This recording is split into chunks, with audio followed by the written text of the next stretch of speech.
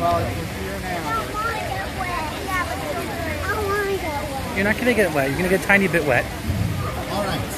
There's one more thing about this trick you should know. I'm going to start counting backwards from 10.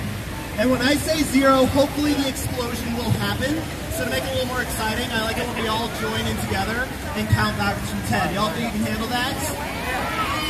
Because of the water, this explosion will not be super loud, so you do not need to cover your ears. I think that's also a smart idea.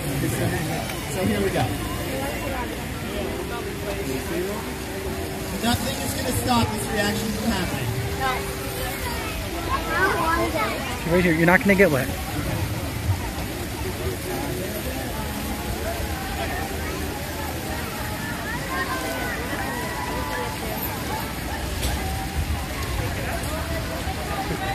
Ten, 9, 8,